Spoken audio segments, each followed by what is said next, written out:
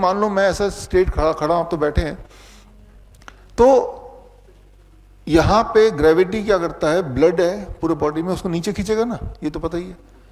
लेकिन heart blood को ऊपर भेजता है, हार्ट पंप ऊपर कर रहा है, ग्रेविटी नीचे पंप खींच रही है, दोनों के बीच में एक बैलेंस है, तभी हम जिंदा हैं। लेकिन अगर मैं ऐसे खड़ा रहूं 20 मिनट बिना हिले डुले, अभी तो मैं हिल रहा हूं, आ रहा हूं जा रहा हूं इधर, तो धीरे धीरे ग्रेविटी जीतने लगेगी, हार्ट हारने लगेगा, यानी कि धीरे धीरे ब्रेन से ब्लड नीचे की तरफ पूल होने लगेगा, पैरों में ब्लड जाने लगेगा। जब ब्रेन में एक लेवल से कम ब्लड होगा तो क्या होगा, हमें बेहोशी आएगी, अनकॉन्शियसनेस, गिर जाएंगे। बचपन में आपने देखा कि खड़े खड़े असेंबली में कुछ बच्चे गिर जाते हैं, आप में से कुछ लोगों को हुआ होगा ऐसा।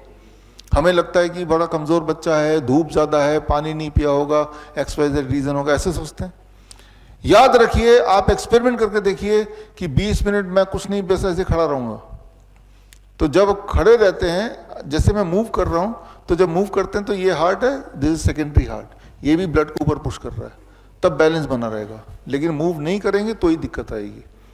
आप गौर कीजिए, याद कीजिए, जो जो बच्चे गिरे होंगे बचपन में, अगर आपको याद है वो चेहरे, तो कौन बच्चे गिरते हैं, जो टीचर की सारी बातें मानते हैं। जो शरारती बच्चे हैं वो मानते ही नहीं, वो हिलते डुलते रहते हैं, वो गिरेंगे ही नहीं। आप गौर कीजिए, इंडियन आर्मी में, एयरफोर्स में, पुलिस में भी जब सावधान खड़े होते हैं तो वो तब भी गिरते हैं वो, तो उनको बोला जाता है कि पैरों में, जूते में के अंदर पैरों की उंगलियों को हिलाते रहो, ताकि ब्लड सर्कुलेशन बना रहे। तो यहाँ पे ये जो एक इंपॉर्टेंट बात मैं समझाना चाह रहा हूँ, ग्रेविटी का रोल। तो जब वो बेहोश हो गया, अब होश में कैसे लाना है, बेहोश होने से गिर गया ना वो, तो जैसे ही वो लेटा, अभी देखिए मेरे हार्ट को मेहनत करनी पड़ रही, ब्लड को यहाँ भेजना पड़ रहा है, जमीन से कितना ऊपर है ना। लेकिन अगर मैं बैठ जाता हूँ तो मेरे हार्ट को थोड़ा कम काम करना पड़ेगा, क्योंकि ग्रेविटी, मेरे हार्ट जमीन से बहुत ज़्यादा दूर नहीं है।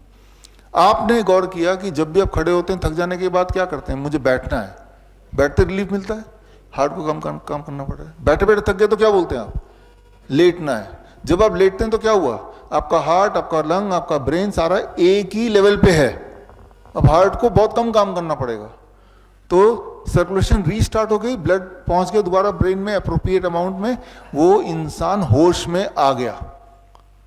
तो यहां पे मेडिसिन क्या रहा, उसका लेटना मेडिसिन रहा, राइट। वो जो लेटा है ना, वही मेडिसिन है उसका। उस लेटने के दौरान 2-3 मिनट जब तक कि होश नहीं आया, कोई उसको मंत्र पढ़ेगा, कोई उसको पानी छिड़केगा, कोई हवा करेगा, फिर होश में तो आना ही है। लेकिन जिसने भी जो किया बोल देगा कि मैंने जो मंत्र पढ़ा था उससे वो होश में आ गया। समझ रहे हैं आप, है ना।